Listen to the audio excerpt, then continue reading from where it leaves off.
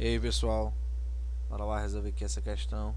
Bom, nessa questão ele fala para determinar o momento de inércia em relação ao eixo x', né, que é o eixo centroidal dessa figura aqui, ó. Ele fala que a origem das coordenadas está no centroide C. Beleza, esse centroide aqui é dessa figura aqui, maior.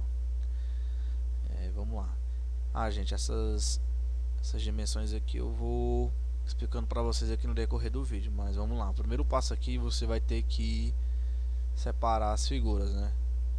Então, eu separei aqui minha figura 1, que é esse retângulo aqui. Ele vai ter 20 de largura, certo? E vai ter 220 de altura, certo? Que vai ser 200 mais 20, aí fica 220 a altura desse retângulo.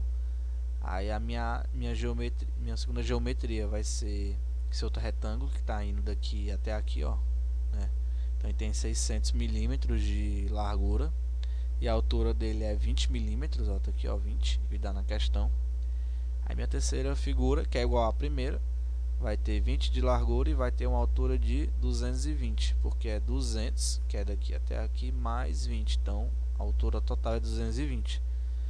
Então vamos lá, o primeiro passo aqui você vai ter que montar essa tabela, né, que é o teorema dos eixos paralelos, e a gente vai ter que calcular, no caso aqui, separado para cada figura. A gente vai ter que calcular aqui o momento de inércia em relação ao eixo x centroidal, né, da figura, a área, a distância, e aqui é só realizar aqui o produto aqui da área vezes a distância e somar com o momento de inércia.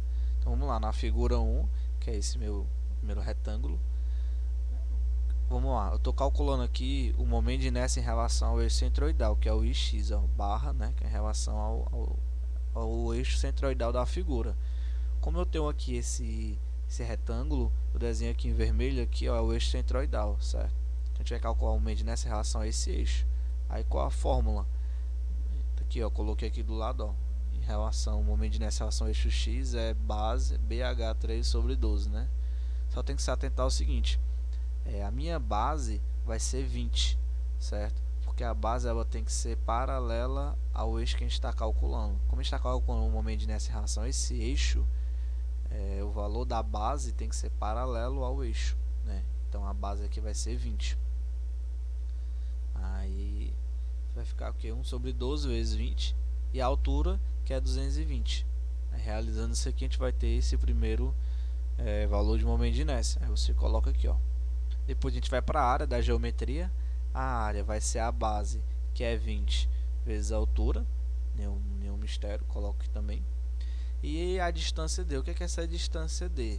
Essa distância D é a distância do eixo centroidal da figura 1 até o eixo que eu estou calculando o momento de inércia. Porque assim, eu estou calculando o momento de inércia dessa figura aqui, ó, total, né, somando as figuras, em relação ao eixo X, certo? Aí como eu desmembrei, a gente vai ter que calcular o que? É a distância dessa figura aqui, do eixo, né, ó, desse eixo até o eixo que eu quero calcular o momento de inércia, certo? Então o eixo do centroide da figura até onde eu quero calcular o momento de inércia. Aí como é que ficou a questão aqui da distância? Vamos lá. A distância, veja aqui, meu retângulo é a junção aqui, ó, de 200 mais 20, beleza. Tem que se atentar o que? Que o eixo, ó, ele está passando a uma distância de 10 milímetros, ó, certo? Então essa distância entre eixo vai ser 100. Por que 100? Porque eu tenho esse retângulo maior, certo? Aí o centroide dele fica no centro.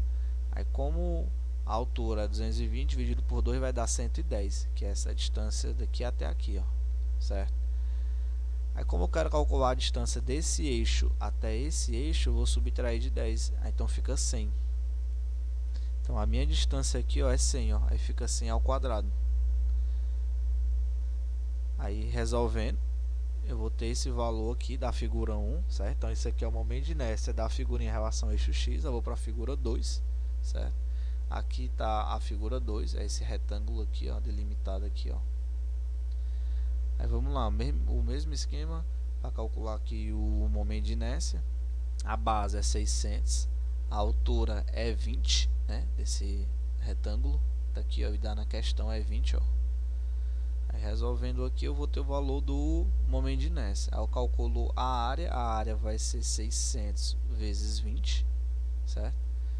Tá aqui o valor também. Aí só tem que se atentar ao seguinte: como essa minha figura, esse retângulo que é daqui até aqui, né, ó, ele não tem distância até o eixo X, no caso, ó, porque assim, a gente está calculando o momento de inércia em relação a esse eixo centroidal aqui, ó, x'. É como o centroide da figura, certo? O eixo já é o próprio da questão, então não tem nenhuma distância, certo? Então é zero e não está deslocado. O próprio eixo é o eixo aqui centroidal. Aí ficou o que? Ficou zero. Aí realizando o produto vai ficar só o momento de inércia. Aí ficou só o momento de inércia. Aí eu vou fazer o mesmo para a figura 3. A figura 3 é igual à figura 1, por isso que eu não repeti aqui o cálculo, que vai ser as mesmas formas. Então vamos lá. Vai ser o que é a base, que é 20, né, vezes a altura, que é 220, que é esse 200 mais esse 20, fica 220. Resolvendo vai estar aqui o valor, ó, é o mesmo. A área também vai ser a mesma e a distância também vai ser a mesma. Deixa eu tentar, se eu explico aqui para ver se fica mais claro. A questão dessa distância, ó. Vamos lá.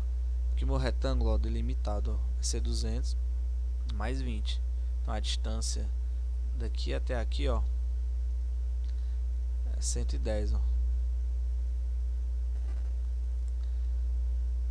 Certo? Desenho até aqui, ó, 110, ó.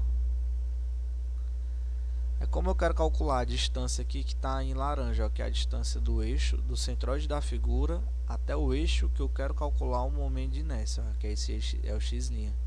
Aí quem que vai ser a distância? Vai ser 110, certo? Menos o 10, ó. Ah, de onde é que veio esse 10? Veja que esse retângulo aqui, ele tem 20, certo, de altura. Como o centroide dele fica no meio, fica 10 para cima e 10 embaixo. Aí fica 10 menos 110, fica 10.